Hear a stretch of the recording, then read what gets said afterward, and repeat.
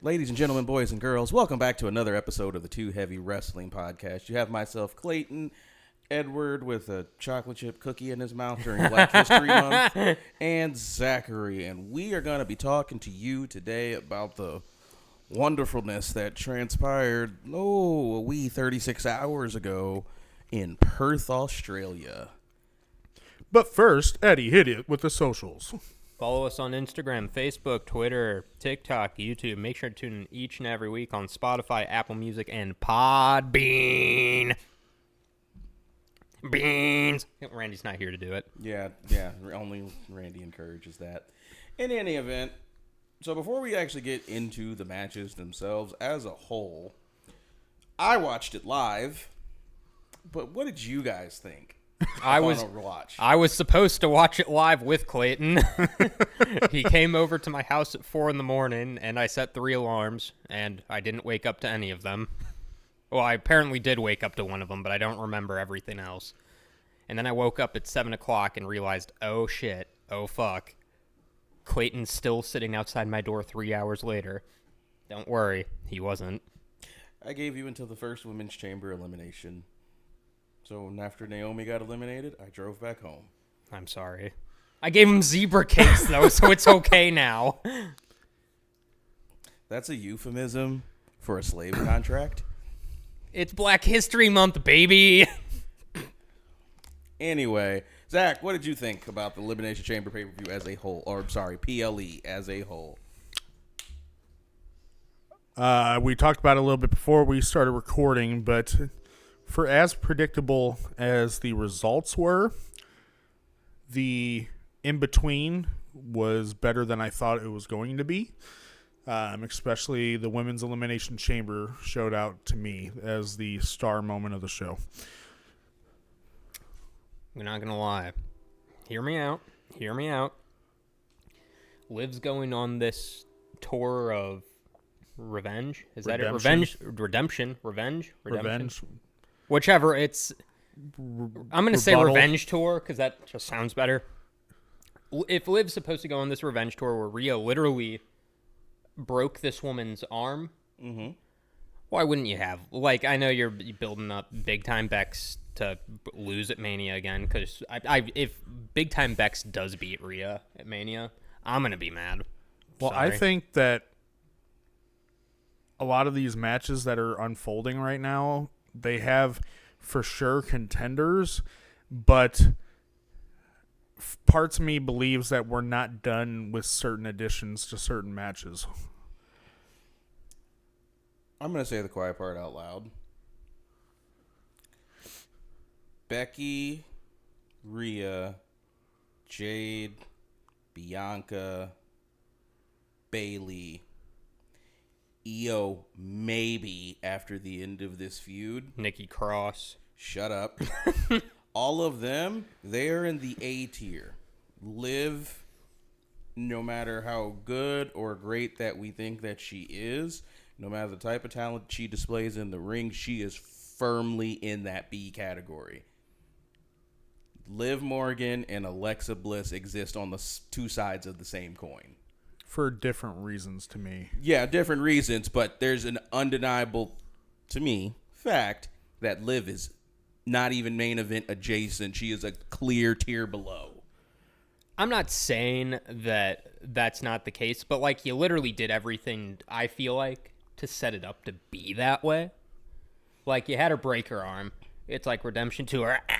Watch me. And then like she loses. One, to a frickin' manhandle slam, which is one of the shittiest rock bottom whatevers. Rock bottom, what's the word I'm thinking of? Variant. Copycat. Variant copycat. They both, yeah. One of the worst variants I've ever seen of a rock bottom ever. It looks like it doesn't hurt. And like the disarmor was a great finisher. What happened there? Why aren't we seeing that as much anymore? She literally put Tiffy in a disarmor. Yeah, but not to win. In the chamber. Also, now that I'm thinking about it, can we talk about how now no type of tap outs or pinfalls can happen outside of the ring inside the chamber? That used to be such a big thing.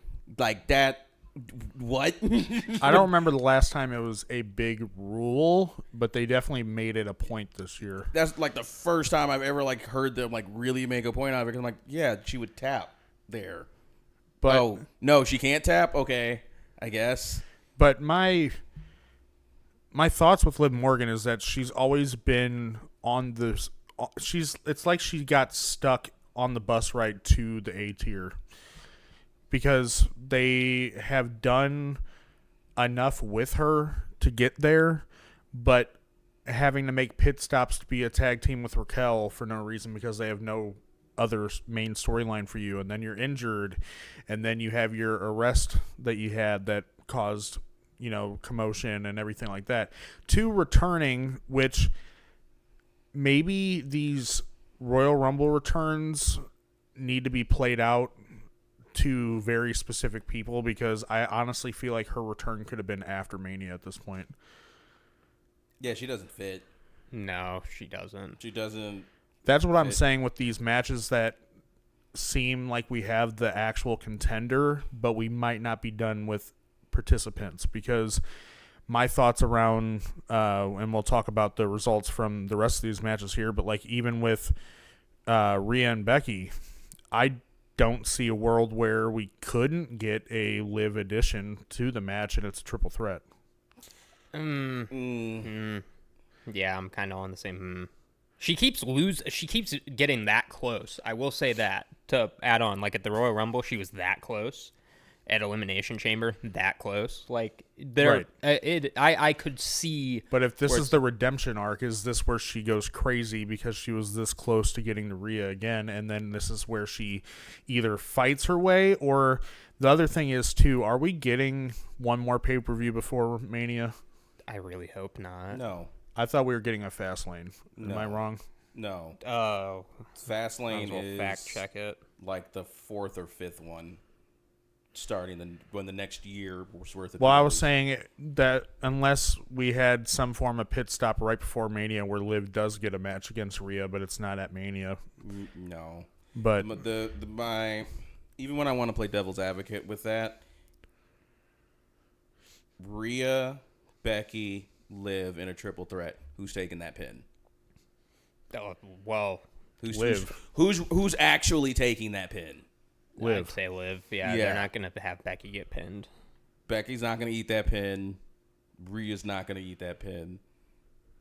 Then why play a redemption story that doesn't play out? They're doing a lot more long-term storytelling, it gives you Raw after Mania. You can pick it right back up. Right there. Rhea and Liv. If Rhea doesn't lose and go away. Well, we have no evidence Rhea's going to go away. We don't know that, but we also don't know she's going to stay either. Well, that doesn't work from this perspective. Why would she go away? Well, true. I'm saying a lot of times where dominant champions lose, they technically usually will take the month or two off right after. I think there, especially in a lot of these younger superstars right now too, there are a lot of people who are really, really over. And while, yes, they have to do a lot, they realize how over they are and realize I can't give this shit up till I have a reason to give this shit up. Right. Mm-hmm. And there is no reason for her to give that shit up. Maybe if Elimination Chamber wasn't in Australia, right, I would lean more towards that, but she's effectively we don't even think, I mean, at this point, who knows if she's even going to lose now at Mania due to... how I never Australia thought she was losing. No, I don't think. I didn't think so either. But I mean, a loss by Rhea wouldn't surprise me, but I'm not expecting Rhea to lose. Yeah. But do we want to start from the top of the card? I'm just glad it was Tiffy or because we talked about the women's chamber. It was star point of the night. Tiffy really stole the show. She's so good. So damn good. For all the beating on the drum I've been doing about women's wrestling not being given enough time or importance or placement on the card, I think this is like the third time ever in WWE history where there were more women's matches on a pay-per-view PLE than there were men's matches. So, A+ for that. Mm-hmm. That women's chamber match was the best match on the card. A+ for that. They were given significant. Everybody got at least 2-3 spots throughout the chamber. Naomi coming in right at that 2 mark. But for what that match was, I loved it. I would have loved, honestly, Becky not starting the match. I would have preferred Becky coming in like 5-6 than starting the match. Just for me, the watcher, you've already set up that it's going to be Rhea Becky. Corey Graves, who in my opinion had quite possibly his worst anything commentating ever. He was bad. But he also spoiled the main event, saying that right after Becky had won the chamber, that she was going to go on to face Rhea at WrestleMania. Yeah. When the main event was like 2 hours away. Right. And then tried to walk it back like, oh, Nia Jax texted me saying that she's going to beat me up because I said that Rhea's going to win. Oh, you can't do that. It was bad. You can't do that. No, you basically said, hey, guys, I messed up. But if you can't go back on it. You can say it. Don't try to correct it. Just let it go. That's just what act I like think. it didn't happen. Yeah, For act every like it didn't match that happen. I watched, Corey Graves had some type of blip or monotone delivery of something. It was a bad night for him. I mean, everyone has their bad night, but there's at this time of year, especially, it's kind of hard to watch those slip ups. So It definitely is. So we can just go down the card. So kickoff match: Kabuki Warriors versus Candice LeRae and Indy Hartwell. No way. Indy got her Australia moment. Cool. Yep. Yeah, whatever. We knew what the outcome was going to be. Yeah, and it's going to be indicative of a lot of matches on the card, but there was zero surprises. No, I don't think so. Not for that match. It's like, okay, cool. They'll get the 10 to 12 minutes they got to work. They did some stuff. Cool. Move on. You want to talk about the biggest waste of time I think we had for Elimination Chamber? Was it the Waller effect? Yes. Why wouldn't you put him in a match? Why wouldn't you That could have been a something up? blog article on WWE.com. Why wouldn't you more put him in a damn match? One, you made his character look kind of, I don't even know the best way to describe it. You made him, he's a hothead, made his character, you're supposed to overinflate his ego, and I feel like Australia would have loved that. I feel like they tried to almost make him turn face. They did. Why? Are you going to give us theory against Waller at Mania? Why would you do that? Tried to make who turn face? Waller. I actually think we're angling towards a theory face turn. Because Waller let him get stomped. Yeah, No. but Waller let him get stomped against the faces, though. Yeah, which is still a heel tactic. Theory Inc. is not... No one's going to go, hooray, when they see Austin Theory. Look, man, I'm just saying, Austin Theory last year looked like he was missing some items out of his lunchbox. Austin Theory right now, he passes the eye test for me. God, he just looks like a guy who would He passes wear the eye Heelys. test for me. He's jacked. The ring work has improved. He gives me major Beans energy. Promos still leave a lot to be desired for me, but I at least believe the things that he's saying now. I wouldn't be mad at Austin Theory face turn. All this Waller effect was a excuse to let Seth stomp to show that his knee is somewhat okay, and for them to somewhat, and not even technically confirm it, but they, why would they have Cody call out The Rock as a one-on-one when it's clearly pushing towards a tag match either way? Like, there was no world where we thought that Cody versus The Rock was going to be a one-on-one match ever. I'm still mad that Grayson Waller didn't get an actual match in his country. Like, that just is... Yeah, talk about a guy who had probably, out of all three of those people from Australia, He definitely ain't number 1, but he's definitely number 2. Like, give him a match. You could have found a way to give him a match. Let's play devil's advocate, Eddie. Yeah. I do this a lot with sports and like all-time rankings and stuff. So the card stays exactly the same. Right. You're just taking the Waller effect out of it. Who are you taking out of a match to put Grayson Waller in?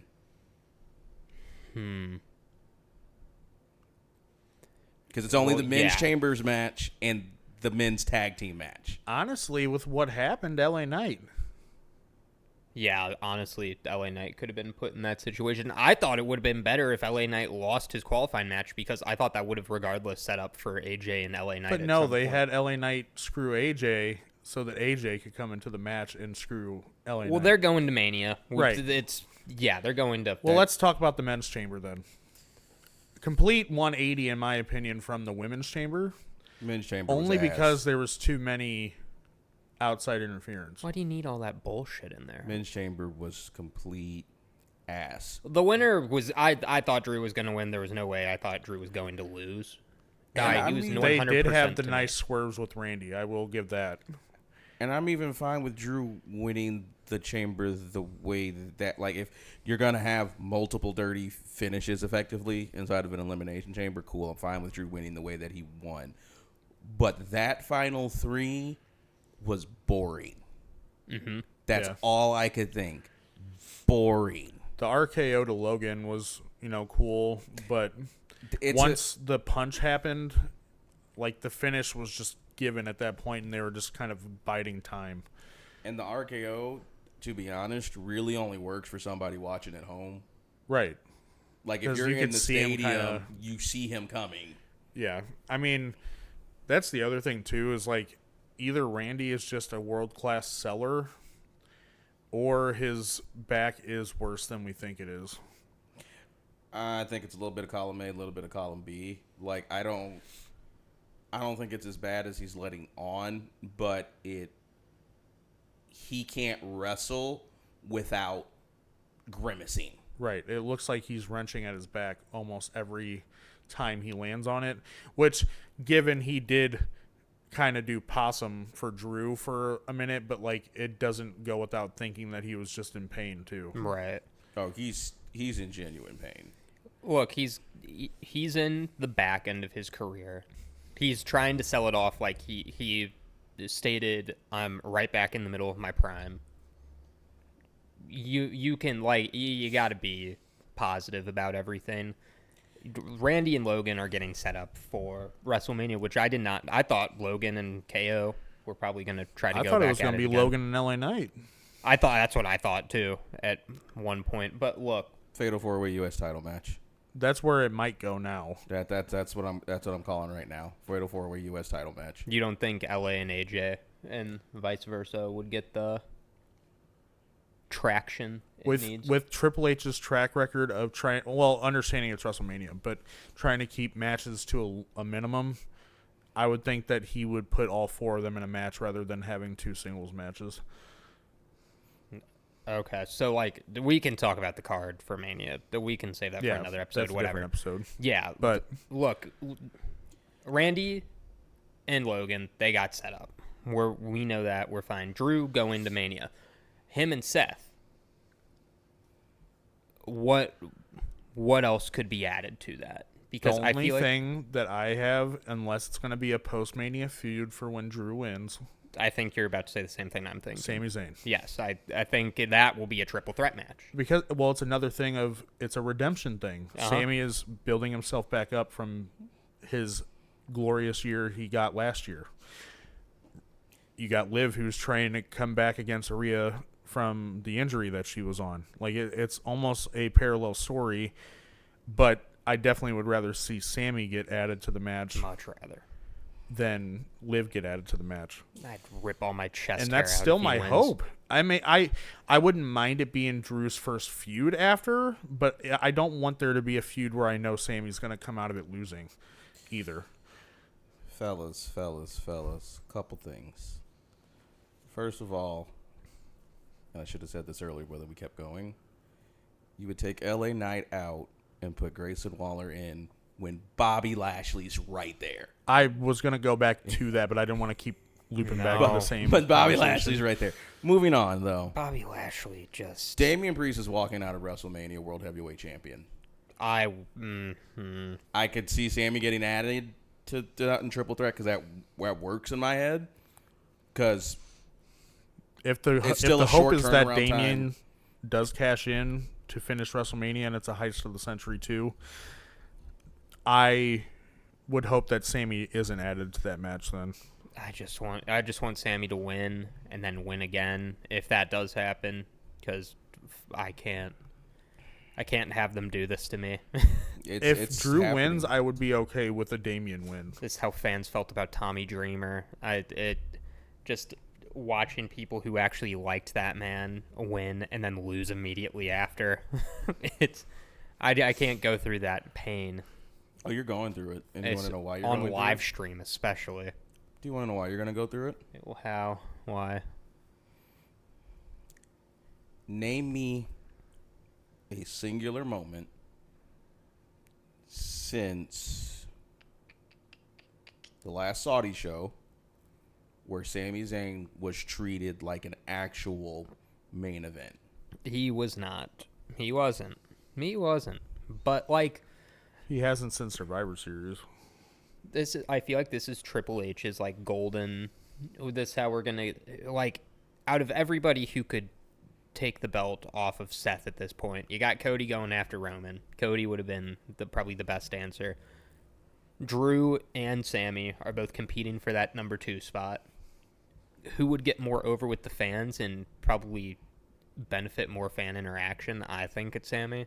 That's me. I know Drew would do a great job at it, but it's just, you saw how over he could be at his peak. At Elimination Chamber last year. Yes. And maybe it's just he's really... You always want to see him chase it. You don't want to see him win it. But seeing him chase it to win it, I want to see it. I need to see it in my lifetime. Do you think that Sammy winning the World Heavyweight Championship, that we have the right contender pool for him after a win? No. Immediately no. The current contender pool for me has Sammy as a transitional champion at best. For who? Who would you transition the championship to out of people? Punk. I would do. Like, that's literally the only person. I almost threw up again. Like, unfortunately, part of it is presentation. Drew, despite all the ups and downs, I actually had this thought after I got done watching Elimination Chamber. Drew is the only person who's been getting consistent in-ring time with the champ. Oh, I also found a shirt that it's the CM Punk shirt that says, "I'm hurt, I'm old, I'm tired, and I'm working with fucking children." So okay, so another caveat question then. I know we're going off topic a lot, but no, this is within the topic. Do we see, well, in extension to that contender pool question, do we see the draft happening again, or do you think we're past that? I think the draft is a good thing. I do too, especially if they are moving towards the sports field. Right. I think it's great. I think with real GMs back too, sorry. Because it's good to flip-flop people because it gives people new opportunities on new shows. Like Sami Zayn is a great example of it. Like when they first started doing the draft, or not first started doing the draft, but they redid the draft after having mixed rosters where he went to Raw and had this feud with Braun Strowman or whatever the hell. Yeah. And then say, let's flip him to SmackDown, give him a feud with KO, do that thing. Drafted him again. Like, he is the definition of getting drafted and then doing something with that. And so they've always been able to capitalize with him, and I feel like it creates new challengers for other people. Like, that's my thought too, is that like with this draft that we got in this previous year, is like that was the first time that they actually stuck to it for the most part, and they had very little slip-ups where people were, other than, once we get to Royal Rumble and everything where everybody's kind of going back and forth, and especially with all the injuries and stuff that have plagued the beginning to the road to WrestleMania. Like the draft always has been a good thing, and when it was mixed rosters, that's what I always hated. But now that we have real GMs, we have the TKO moniker, we have the sports-like feel trying to get put into play, like, this is where it can get that much better. But I really, like, if they do a draft, I want more play with trades. I want more play with free agency. Like, they do that here and there, but they announced so many free agents last year that just didn't end up showing up at all. They did. I will say, since they put Nick Aldis on the roster, they have done a really good job at, I guess, inflating how important these free agent signings are with, like, Braun Breaker especially. I thought they did a really good job with that and trying to inflate how important that was with Tiffany Stratton. I thought that was a great way to go about things. I feel like they're doing a really good job at showing this talent and trying to introduce fans who may not be familiar with NXT. These guys are really important. I think it was a perfect timing with Triple H being back on TV too. Right. Like, Braun going to him and saying, hey, which show should I sign to? That man's going to be an absolute freak of nature. And I think, hey, with that, Corbin's probably going to come back up eventually too. No. I think Corbin could come back up. It doesn't solve Corbin on the main roster's problem. I think having maybe it's not really an introductory feud for Corbin, but it's more of an introductory feud for Braun. Having them do something together. Well, here's my no though. To me, the whole point of Corbin going down to NXT is that there wasn't anything for him to do on the main roster except catch L's. Right, and I feel like right now it'd be the same thing. I don't think there's any room for him on the main roster, but they're not going to keep him down there forever. But I also said the same thing about Dijak, and they have kept him down there forever. Corbin's doing really good work He is. in NXT. The only thing that would pull him back up is Braun Breaker Right, that's exactly what I think would happen. because of how well the Wolf Dogs have been pulled over. But I would say Corbin's time as a main roster competitor has passed. He could come back up, but it's never going to be to win a title. No. Mm-mm. But in terms of that, let's move on to the tag team championship match. Signing up Close match. second to match of the night for me. Yeah, big, strong boy. Shit did his thing. Pete Dunne always does his thing. Finn Balor broke his thumb. Or dislocated it at the least. Yeah, he jacked his thumb up and he was pissed about it. They're dropping the titles to DIY, and it's going to happen. Yeah, I mean, on a sense of predictability, like, that's what I was trying to say is, like, these matches still pulled more stops out because these are just four really good wrestlers that got a chance to be in a tag team match together, and they, showed off. Like, it was a really good match. There was no reason that this shouldn't have been either, but we didn't think that it was going to come out that way. But, Judgment Day is going to go into WrestleMania with the tag team titles. I do think that Damian Priest and Finn Balor losing the tag team titles at Mania will play into his cash-in later in the night. But yeah, I mean, that's my thoughts on that in general, is that really good match, but we knew what the outcome was. They weren't going to go in there and win. Like, I think, I will say, I did not know if the Tyler Bate Pete Dunne thing would work out too well. I just feel like, look, they try to pair them up like they're the best buddies. They're going to be tag team. That was Mustache Mountain. If you were going to do what you're trying to do with Pete Dunne and him, that Trent Seven was the guy to do it with. You dropped him. Still, I'll never good. like their name, though. Mustache Mountain? No. I liked that name. No. Mustache Mountain I did.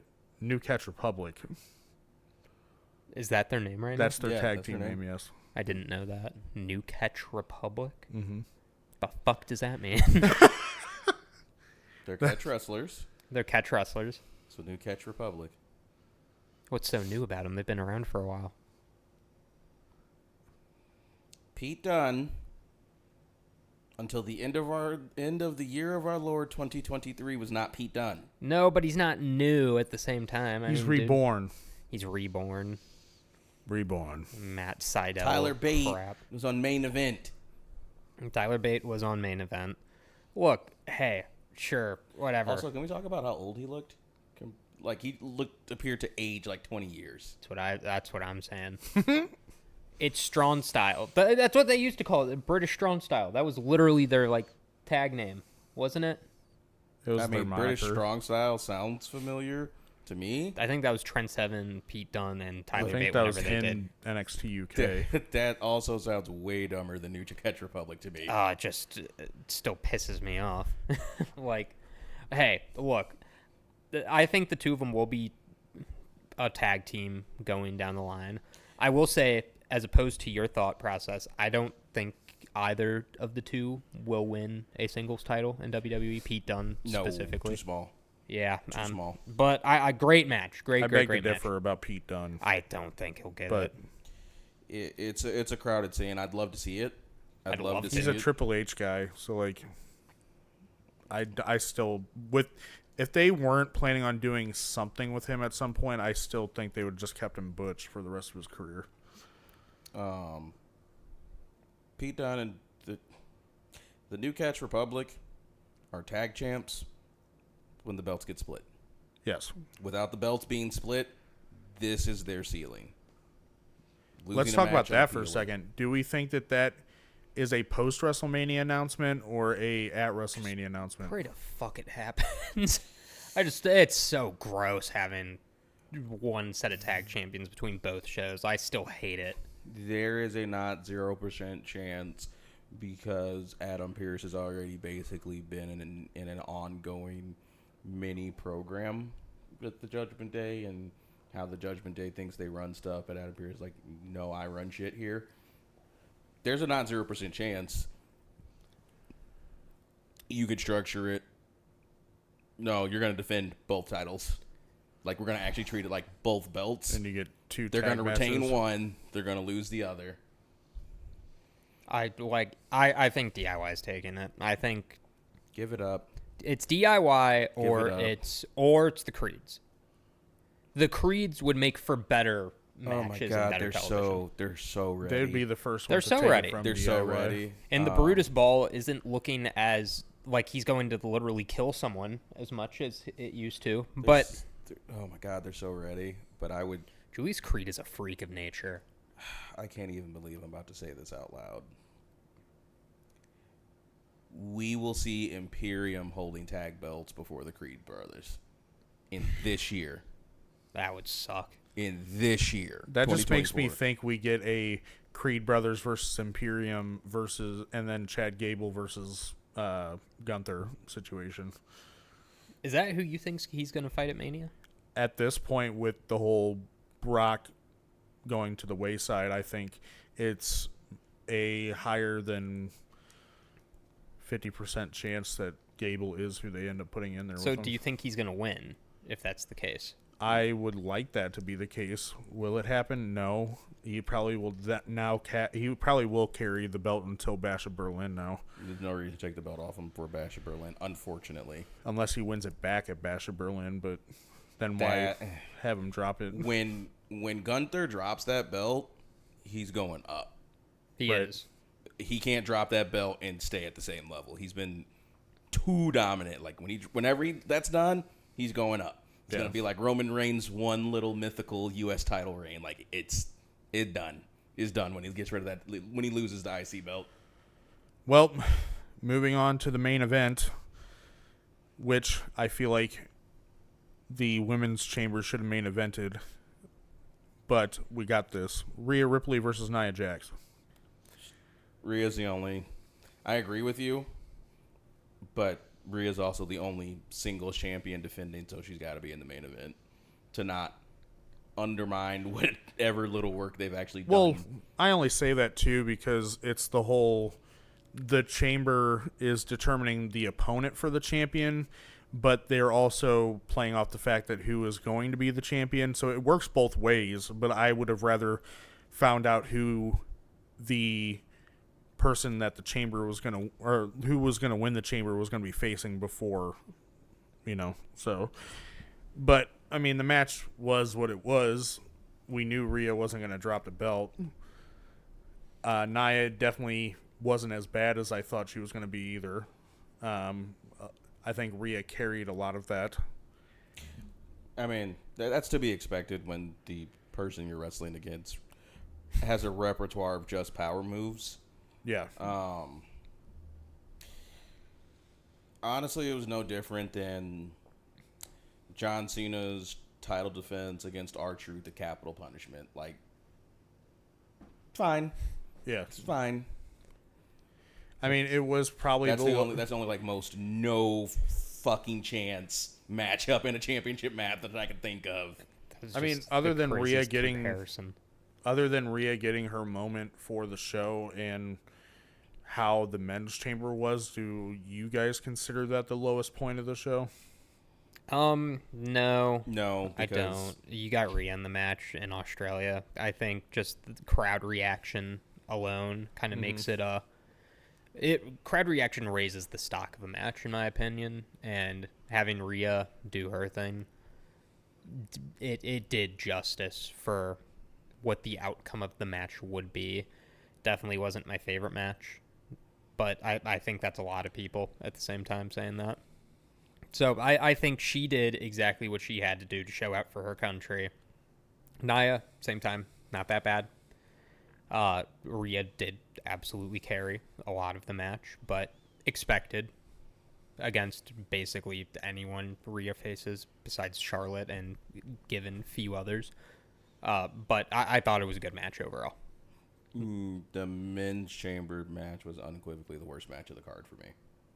Yeah. Unequivocally. Your thematic match cannot be defeated by my ADHD. I legit I don't care about anything that's happening in this ring right now. I think it just had to do with no one predicting that Drew wasn't going to be the winner of that match, too. I mean, I just wanted to see how the story was told. Like, I don't think they told a strong enough story during the match because even now when I sit and reflect, okay, what were the awesome spots of the men's chamber match? Anything involving Kevin Owens and Logan Paul. That's it for me. And mine was Bobby spearing, Logan through the pod, but but that happened so early in the match too that like the latter half of the match just doesn't do it. And like you said, the final three was boring. That match was dog shit. It should not have been that noticeably bad. Overall, not the ring work. Ring work was fine. Not any botches that I can immediately recall. Everybody was kind of where they needed to be, and it was just... Part of me believes they played it safe for a lot of reasons, too, with all the injuries plaguing this WrestleMania season. Yep. Going into an Elimination Chamber match where you're literally in a steel structure. Like, not... The people who were going to be in the main stories weren't going to sit there and do all-out crap like they would normally do if they weren't going to be in something at Mania. They already had half their people that were in title matches, get injured. So, like, they're not going to have the chance of their replacement getting injured either. Yeah, I'm on the page of if you're going to give us a men's chamber, you got to put some bodies in there that are going to have the ability. I guess close to WrestleMania season is not the best place to put Elimination Chamber, especially if you're trying to make it look as dangerous as possible. If something looks like it hurts, it's probably going to fucking hurt. Yeah. That's how it's going to go. Put the chamber back at SummerSlam. Yeah, I think putting it at SummerSlam, not Survivor Series now. SummerSlam is perfectly fine. Put it before the Rumble, New Year's Revolution. I thought that was a fair time to have it. But putting bodies that are already damaged goods, like Randy Orton's in there, and really just placing bodies in there where it's like, hey, we like them, but we don't just don't have that same energy for like a Bobby Lashley, where I thought a Ivar could have actually benefited from being in that match. Well, and then like Bronson Reed announced that he was going to be in it too, but of course, baby was born, and they, let him go be with his family, so no fault to him. Right. But he also didn't get his Australian moment either, So I mean, like he would have been one of those guys that would have went all out in a chamber match. More context on Bronson Reed, because Fightful came out with a report either late yesterday or earlier today. Bronson Reed was originally slated to face Seth in a title match. That would have been lovely. That it would have been a great match. That was going to be his Australia moment rather than being in the chamber match itself. But that just tells you what all these injuries have done for this trajectory. And maybe he's still not on chamber anyway because his kid's being born. Like it's tough. Bronson Reed, despite my past disparaging remarks, did deserve to be on the chamber card. But I'll tell you guys both probably the most offensive thing for me about the men's chamber match, not to beat the hell out of this dead horse. I love the absolute hating move by AJ Styles to beat the hell out of LA Knight. Logically, why wouldn't he do that before LA Knight went into the chamber? That's what I said. That's exactly what I said. Like, it defeats too many different strands of logic because it's already established in WWE Making Universe. LA Knight lose instead of beating the hell out of somebody before they go into the chamber and then take their chamber difference. spot. It's the fact that he wanted to make sure he didn't win rather than not entering at all. That's if you want to put it into a story term, you didn't let me win to get into the chamber. I'm not going to let you win the chamber. Yeah, that's stupid. Dumb. That's so dumb. It's dumb, but I'm telling you that's what it is. Because, yes, he could have stopped him from going into the chamber. But if you're talking about a heel tactic of satisfaction, Yeah. and AJ's heel style versus someone like a Brock Lesnar or a Braun Strowman as a heel or someone like that's big and just trying to hurt somebody, that seemed more like a diabolical play than... Why couldn't AJ Styles do what Edge did? That's what we're on the same fucking page. That would actually fit so much better from a heel perspective because LA Knight costed him in his qualifying match. I'm going to take you out before you get in the chamber, and I'm going to take your chamber spot. That's also true. And then, cool, he beats the shit out of LA Knight before he gets into the chamber. He takes his chamber spot. Then you can still do that spot where Bobby's taking half a year to get out of the goddamn chamber. LA Knight runs in and does the chair spot to AJ. Like, that makes so much more logical sense. That absolutely than does. what they did. Which is true. And there's too many smart people for that to be that stupid. Yeah. That was a pain in my ass. Like, you made something that, I agree completely. It would have made more sense. Edge did it to Kofi for literally no reason at all besides to get into the chamber. Edge did it to somebody who shouldn't have been in the chamber match. So it could have happened to Bobby of all people. Yeah, it could have happened to Bobby You still put AJ into that match because what Bobby did, Bobby got the pod spot. So Bobby Lashley is a bigger, balder Kofi Kingston. He gets the spot in the match and then gets the hell out the match. Like, what? Look, it happened. It happened. Sorry. I didn't like it either. It happened. We're going to get over it. They're going to fight at Mania, whether it's in a Fatal 4-Way or a singles match. But a lot could have been done way differently in that match. Very much so. That was off. I mean, there's not much more to say about it. I think we all have our comments about each match of this card, but I want to know on a level of 1 to 10, starting with Clayton, what was your score for the card, and what is your thoughts going into WrestleMania now that we are past Elimination Chamber? It's an 8 out of 10. Like, the presentation of the card was fantastic. The crowd was fantastic. and my issues are on a per match basis, but like, what are you gonna do? Not have the PLE? So for what it was, 8 out of 10. 7. Actually, no, I'd go 7.5. 7.5 out of 10. I was also going to say 7 out of 10. Or I was going to say 7 out of 10. I thought it was good. The men's chamber did bring it down a fair amount for me. Because I thought, hey, women's chamber did what it needed to do, whatever. I thought the Waller effect brought it down for me. It's like, yeah, put that guy on TV just to basically be a step stool for other people is what I thought about it. Like, I thought it brought it down. A lot of great matches on the card, a lot of great presentation, but I thought because of those two factors for me, that definitely brought it down to a 7.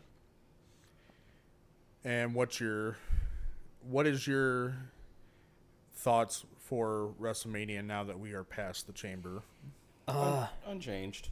Yeah. Like, what I thought was going to happen is still going to happen. Because I thought before chamber, for the World Heavyweight Belt, Drew, Sammy, Seth made sense, and Damian cashing in, because really none of those 3 guys should take an L in that match. But Damian gives you a clear out, and then it doesn't matter who takes the pin.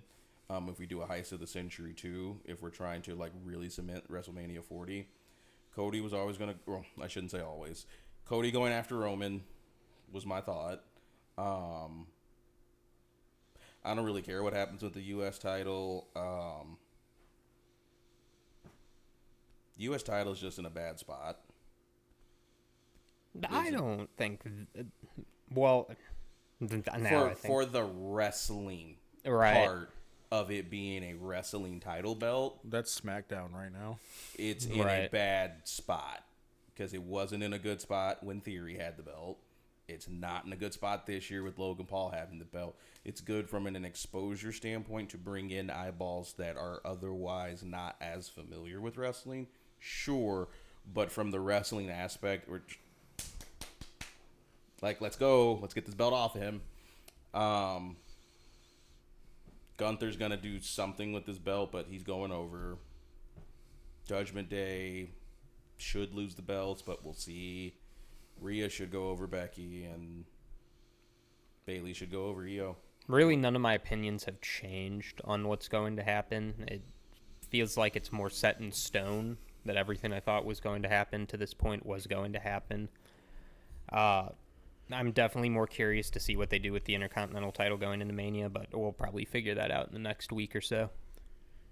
You always said Dami deserves a treat. Mommy's always on top and Dami's always on bottom. It's time to flip the roles a little bit. Dami deserves to be on top this time with a treat of the Intercontinental title, which he will get demolished in. But no, I don't want that. Dami deserves a treat, but I don't know what that will entail for Mania. You got to understand that he was going to be in a match with Brock Lesnar at Elimination Chamber before all that went down. Which is literally fucking insane at the same time. But hey, we'll see what happens. I'm curious to see what happens with Gunther and that Intercontinental title, but we'll see. We'll see.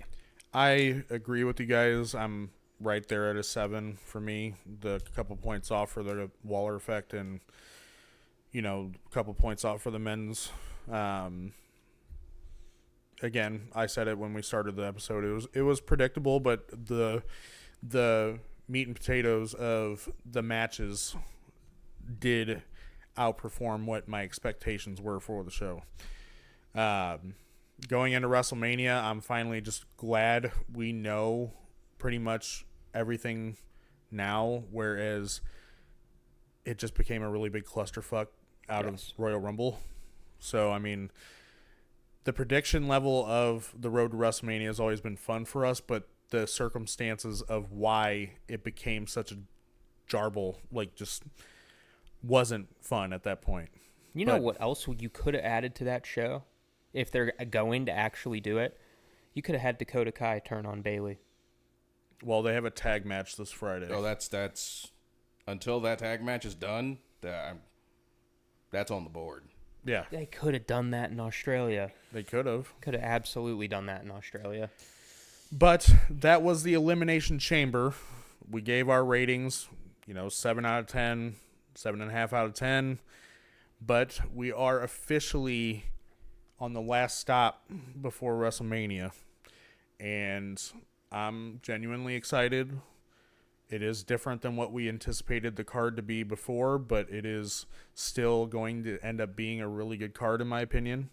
There's a couple pieces to still be made for WrestleMania, but I think within these next few weeks we will have those pieces put to place, and let's just have some fun. We're right around the corner.